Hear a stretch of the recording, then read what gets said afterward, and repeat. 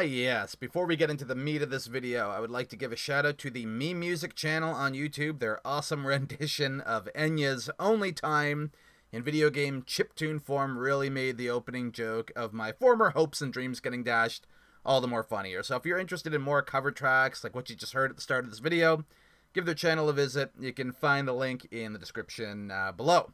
So, as you can all tell, I was really hoping to see either Gino or Sora make it into the second Fighters Pass's DLC. But they both seem to be out of the cards now with Sephiroth's inclusion. Gino is obviously out because he's once again a purchasable Mii costume. That doesn't need any further elaboration from me. But with Sora, I cannot help but feel that Sephiroth was a consolation prize because Disney didn't want to play ball. I know all the other Sora fans are saying since it's a Disney deal and that Sephiroth being in doesn't do anything to his chances and blah blah blah blah blah. But honestly, have we ever gotten a double inclusion of characters created by the same third-party company in consecutive or like multiple DLC spots? It hasn't happened yet. And sure, there is that tiny chance that it could happen and they actually saved Sora for last, but personally, I am not counting on him showing up anymore. This is my conspiracy theory to come to terms with Sora not being included in Smash. Alright, here's the deal. I think Sora was clearly the choice Nintendo wanted, as he was without question the most desired character among all regions of the fanbase for Smash. They went to approach Disney hardballed them, and no agreement was ever made. So, Sakurai and company looked at their list of potential characters and thought, who else could we include who was designed by Nomura in the past and is actually 100% owned by Square? And enter Sephiroth. I really believe he was the consolation prize and was the character they could get, but wasn't their first choice. So with all that in mind and out of the way, with my two former most desired characters getting the proverbial axe for this pass, what could I possibly care about? Well, I just simply dust myself off and jump up to the next possible contenders that I would love to see included in Smash Ultimate. Basically, we ask for Braester, who's next? Now, I'm keeping an alleged leaked list in mind when it comes to the choices, so that I can say that if this list does prove to be real, and Min Min is the only exception of a DLC inclusion who is not present on this list but made it into the game anyway, then I would say that this list gives me hope, so I could see one or possibly even two of the characters in this video of mine make it into Ultimate by the end of the DLC. The next character reveal is going to be really telling, but we've not yet come to that point. So I'm going to proceed with the idea that this alleged leaked Nintendo Namco list, you know, the one I'm just showing you here, yeah? I'm going to pretend that it's legitimate, and that these are the characters on Nintendo's radar for inclusion in Smash Ultimate's final season of DLC. So I think the most appropriate place to start would be first-party characters that I'd love to see be included in Ultimate's DLC. And I know you may be thinking, well, Braester, surely the rest of this remaining DLC is just going to be all third parties, right? Just take a look at that Bamco list you showed us. And you know what? I have taken many a gander at this list. And even though there aren't very many, there are still a handful of Nintendo-owned characters on this list. One of which I want, and the other I really, really want, and is among one of my most wanted characters of all, and that even includes third-party options. Let's start off with the Nintendo character that I would like to see their inclusion. I guess love, but to a lesser extent, so I guess they count as my second most wanted first-party Nintendo character, and that character is Bandana Waddle Dee, and I know to most of you he seems like very much a base game inclusion, but I think Kirby is a large enough series to warrant a DLC character, and it hasn't had a new inclusion since Brawl, you know? Bandana Waddle Dee is also the only mainline recurring character from the Kirby series who's not yet playable in Smash. You see, Kirby, Meta Knight, and King Dedede, they want to make their numbers go up from an odd trio to an even quadruple, alright? And you see, his design is perfect for Smash. He'd be the first character to have a moveset based entirely on his weapon of choice, the spear. And of course, the spear would be incorporated throughout much of his moves, like his jab, aerials, tilts, all the regular A attacks, but they would also probably be the structure for most of his special moves as well. Using neutral special would allow for a spear toss, holding side special, and performing it that way would allow for multiple spears to be thrown at the same time. Up special is the spear copter to get your way up to recovery, and last of all, the down special would be the moon drop. So think of how Yoshi's down special works, and imagine the animation of, say, Ridley or Sephiroth's down air, alright? Bandana Waddle Dee would leap into the air with a spear in hand and drop down with the spear pointed sharply down for one thunderous. Bandana Waddle Dee had pretty decent popularity back on the Smash ballot. You remember that from back in the day on Wii U. So I know he definitely has his fans, obviously one of which is myself.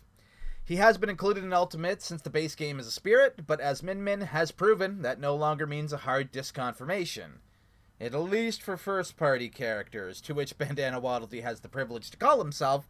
You see, I'm more weary of third-party spirits being upgraded, and think that may be more of a hurdle to climb for those characters. But as far as for first parties is concerned, I don't think it's a death knell at all. Just look at Min Min for proof. And even though I just spoke very highly of our cool bandana-wearing fuzzball here, and the fact that he is one of a very few handful of Nintendo first-party characters included on my Bamco list compass that we have over here, he isn't the only one on there. In fact, one of my most desired characters in general, who is first-party, is also on this list. And I feel he has a decent shot of making it into one of the last 3 Challenger Packs. That character is Rex from Xenoblade Chronicles 2. Obviously, fighting alongside a Blade from that game as well. Most likely of these is Pyra, but Mithra may also get in as well, or perhaps even more likely, some sort of combination of the two of them. The reason for my desire to see this inclusion is for the interesting take that would be implemented on the tag team archetype for this duo character inclusion on the Ultimate roster. As of the current day, we only have 2 characters that function under the tag team / puppeteer archetype in Ultimate. These characters are the Ice Climbers and Rosalina and Luma. The idea behind the mechanic is you control the main attacker, in the Icy's case Popo, Rosaluma's case Rosalina herself, while AI controls your partner, Icy's Nana, Luma for Rosalina. Rosalina is very floaty in her attack approach, and while her Luma dies rather easily, it does respawn eventually. Luma serves as a long-range attack that lingers and can be charged by Rosalina from afar, all that kind of stuff. The Ice Climbers are a duo of hammer wielders that rely on popping off quick combos as a tandem. And if Nana dies, Popo is truly on his own until he himself drops a stock. In comparison, Rex alongside a Blade like Pyra or Mithra would function even more differently than these 2 other puppeteer characters. First, you would control Rex, of course, for your sword attacks and combos and all the basic moves, while your Blade would be AI controlled and summon spells and buffs from afar. You may even have to keep a gauge charged up as a part of your attack management to make sure your Blade keeps fighting at peak performance. For if it's not fully charged or close to it, their ability to provide the best tag team partnership possible will drastically decline without keeping up on the gauge, of course. You know, to prevent all that overpowered bitching that goes on with every single DLC inclusion. Seriously, people, honestly, only Joker has ever been a legit top tier who's been included as DLC. No one else has even come close, so stop saying that every time there's a new character. Oh, this guy's broken, that guy's broken. Joker and who else? Now it's time for me to address the elephant in the room as it pertains to Rex. Don't think I was going to omit this. I am well aware he was released as a costume for the Mii Sword Fighter already. But here's how I'm going to justify it compared to all the Mii costumes that have come after him. When you bought the first Fighter's Pass as a bundle, you got the Rex Mii costume as a bonus for buying the entire first pass. Most people who bought the base game did end up buying that first pass. I reckon most of you watching this right now certainly did, and once again, myself included here. Alright? So by virtue of that, we all got access to the Rex Mii costume. Compare that to the Mii costumes that release alongside a new DLC characters patch update. In fact, let's actually focus on Geno here for a second. These costumes you have to pay a minimal amount for extra on top of a challenger pack or a full pass.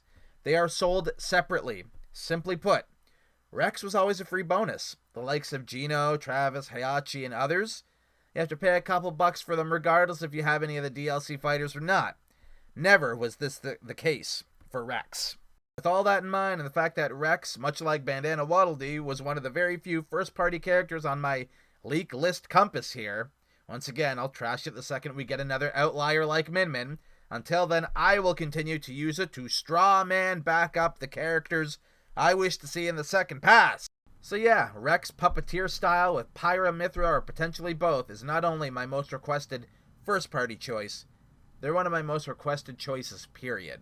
especially among currently realizable possibilities that have not yet been disconfirmed via a purchasable Mii costume or otherwise. The fact that they're requested a fair amount in all regions of Smash, as well as being a duo from Nintendo's own library, means they have a significant chance of making it into Fighters Pass Volume 2. Especially since I think there's a good chance that Min Min will not be the only first-party character in this pass. I think one more will make the cut before the season is all said and done. Now we move on to the third-party characters I desire to see in Smash Ultimate. The replacement dream requests after Geno and Sora have both become dust in the wind. Which third-party guests does the Braester still want to see? Well, I'm sure you know from seeing this video's thumbnail. I have made it no secret that I love the inclusion of platforming icons into Smash Bros. My favorite inclusion to Brawl was Sonic, my favorite inclusion to Smash 4 was Mega Man, and of course, after really wanting Banjo and Kazooie for years upon years, they were my most requested characters for like literally over a decade.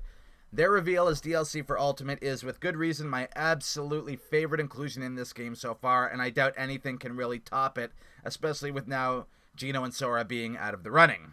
But with that being said, and using my controversial compass in mind here, these are the two 90s platforming legends that I would love to see be included in Smash Bros. So, I'm going to rank them from, my second most wanted to my absolute most wanted, just to show which one I would love to see more than the other. And then after that, I'm going to go over their overall likelihood and reasonings that justify their inclusion beyond them appearing on this alleged Namco leak, which could very well be a fake list of characters. It might not even be legitimate, right? So I'm going to use reasons beyond that for their justifications on their possible inclusion in Smash Brothers. Also, I am very aware that if by chance and I get lucky to get one of these two characters in Ultimate, I believe that's it. Only one of these guys is going to make it, definitely not both of them. So we will start up with our runner-up, naturally, and that's Crash Bandicoot. I grew up with the original Crash games on the PlayStation 1 and had a ton of time with the spin-offs as well, the original Crash Team Racing and Crash Bash, all those PS1 Crash games. When it comes to this guy's childhood, this particular marsupial is seriously one of the only ones that's missing from my childhood who's not on the Ultimate roster already. And you see, it all started after he got snubbed to be in PlayStation All-Stars Battle Royale. That is when the Smash fandom for Crash began to grow, and it grew over the time of Wii U. And now at some point after the first Fighters Pass came and went, that is when the desire for Crash has now gotten to the point where it is at a fever pitch, and he may very well be the most desired DLC character among North American and European fans based off a poll that was done by Source Gaming last spring, where Crash Bandicoot got the most votes out of all the characters that were included in, of course, the Source Gaming poll. I have no doubt that the desire for Crash is just on a completely other level, like a huge one I'm talking about here, and I'm sure Nintendo is aware of that. More on that later. Where I think Crash has a bit of a struggle are his special moves, because a few that he would use in his kit are pretty similar, if not very identical, to other characters on the roster. For instance, his neutral special would certainly almost be identical to Incineroar's. The old Bandicoot spin, of course. I mean, maybe he'd do it a little faster, but the animation would be very, very similar. His down special, I feel, would almost be identical to Steve's by dropping TNT or nitrous crates.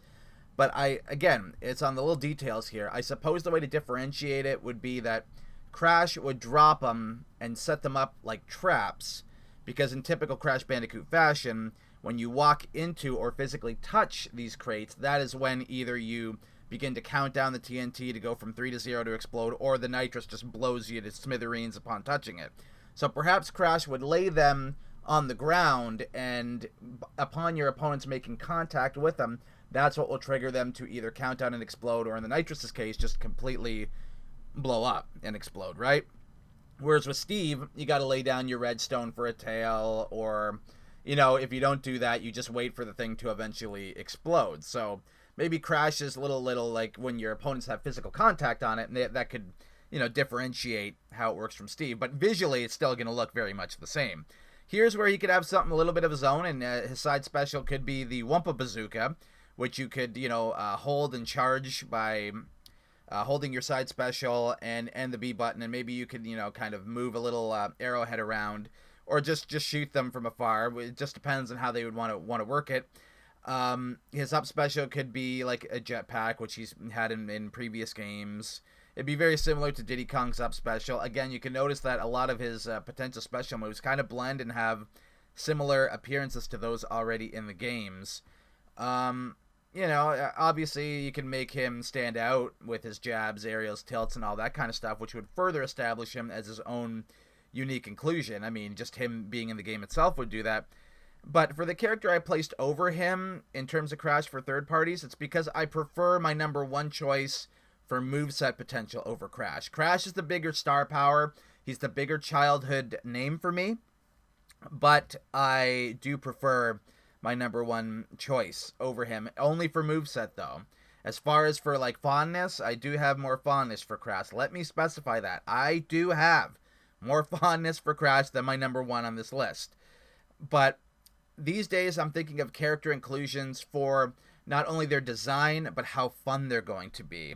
And, I'm kind of thinking like Sakurai here. So we're now going to get to my number one choice on this list. So now let's finally discuss my current most wanted third-party character out of all realizable characters not yet disconfirmed by purchasable Mii costume or what have you. That character, as you've seen from the thumbnail of this video, is none other than Rayman. There was a reason in my last video I was hoping this potential leak saying Min Min or Ninjara, Steve, Sephiroth, Rayman, Ryu Hayabusa, and Doom Guy was real. That's because, in terms of potential moveset, having a design that is perfect for Smash, and being a third-party character from Ubisoft, Rayman has become my new most wanted character that stands a viable shot of making this second pass.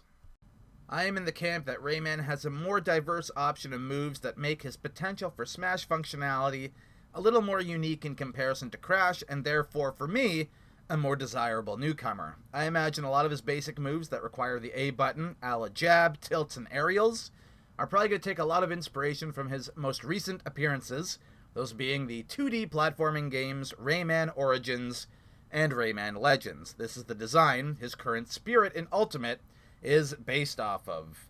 Yes, he has been a Spirit since the base game launched, but again, and I know for a fact I am reaching here, but since this Spirit is of his 2D render from Origins and Legends, I know a new 3D render, along with a new version of his Fighter Spirit, which would feature some other Rayman design, would very well be implemented if he was to be included in Smash Ultimate.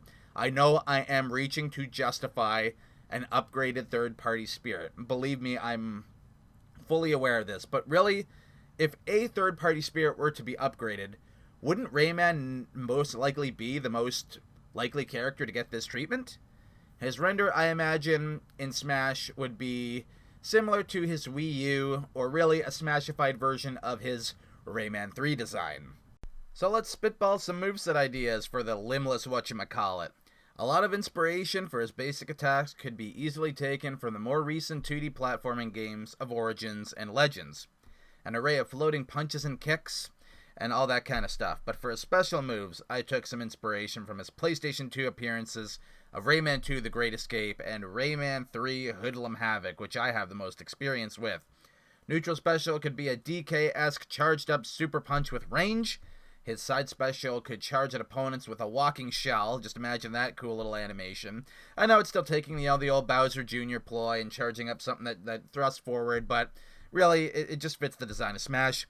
Up special would naturally be Rayman's super helicopter, where his own hair carries him upwards for recovery in like a little helicopter animation. And of course, I would love to see, for his down special, a plum drop. Pick up a giant plum out of the ground and hurl it at your foes. Should the Smash gods bless Ubisoft with a challenger pack in these final remaining DLC spots, it's gonna be Rayman for sure. The only viable competition to Rayman have already all been slotted as Mii costumes, those of course being the Rabbids and a protagonist from Assassin's Creed. Sure, you could spin this and say, well, if Rayman was to be included, why would they not release the Ubisoft-related Mii costumes alongside with him? Which is actually a fair point, but a lot of the time, Mii costumes are kind of all over the place and don't always coincide with the character being released in terms of the same ownership. I mean, Look at Sans coming with Banjo and Kazooie randomly, and very little Microsoft costumes. I don't think there were any Microsoft costumes that came with Banjo and Kazooie. We didn't get Cuphead until Byleth, you know? So, if they do, you know, coincide with the character themselves, it's usually from the same game or series. So, Rayman could very well bring me costumes that relate to his own series. Like, Rayman comes, and he comes with Rayman-related costumes with characters that are related to his series, but just, you know, not him. You know, whichever ones that Nintendo decides to throw alongside his patch. Also, among Ubisoft characters, it's no question that Rayman himself is easily the most desired character fans want to see from that third-party company. But will that be enough to see the limbless wonder cinch his name into Smash Bros. Fame? I really don't know, but it might be his small chance to get in over Crash. As I said from the start of this section, after going over my 2 third-party platforming icons that I'd love to see in Smash, I would also talk about their chances of getting into the game and evidence that can back up such claims for both of them. But in the end, someone has to have an edge, right? And sadly, I do think Rayman is unfortunately the less likely of the two. Both of these characters are clearly listed on my 41 character compass that we've been using throughout this video, but I'm well aware that that compass could be very fake. Just like there's the huge chance that the leak that got half the second Fighters Pass right just got extremely lucky on 3 character guesses, those being Sephiroth, Steve, and Min Min. And the other half could be fake because the whole thing ended up being fake entirely. The only real advantage that Rayman has over Crash is that the negotiation for him to be included, I think, would be much easier for Nintendo to acquire. Ubisoft and the Big N have a great working relationship right now, and it goes all the way back to the days of the Wii. And if Nintendo wants to put that on display and include a character from the Ubisoft catalog, then Rayman is the easy choice. And you better believe that Ubisoft would be all over that if they were approached to have a character of theirs included who was once considered a mascot for them, who's kind of fallen off recently and could use a bit of that old Smash revitalization that has worked so well for Mega Man and Banjo and Kazooie. And as well, they would know they would get that sweet, sweet, sweet Nintendo DLC money. However, when it comes to having fans in the Japanese market, this is where Rayman falters to Crash Bandicoot. Again, Rayman has had a decent amount of releases in Japan. I can say that he's had more than Banjo and Kazooie did, but they did not do nearly as well as the Crash games there. And Rayman Legends didn't even release in Japan until it got ported over to Switch. It was years after it actually initially released. In comparison, pretty much all the Crash Bandicoot games have had Japanese releases. And what's more is that Japan ended up loving the series, which is usually not the case for Western series when they try to localize over there, but Crash pulled this feat off. And even his more recent remakes, those being the Insane Trilogy and even Crash Team Racing and Nitro Fueled, got released in Japan. I think Crash Bandicoot 4 even got released there too. And what's also the point is I just really announced today, Crash 4 is coming to Switch in mid-March of this year, just like 1 month away. It's coming out for Switch. Maybe North America first, but I imagine it's going to get a Japanese release for Switch there too. So when it comes to character inclusion, there has to be an appeal in all markets of Smash, and Crash ticks off this box and then some. Nintendo knows the dollar signs attached to adding Crash into this game. His current relevance, the amount of demand for his inclusion in all regions, including Japan, which is a big one, and that he's a character who fits into the R style like a glove, which Rayman does as well.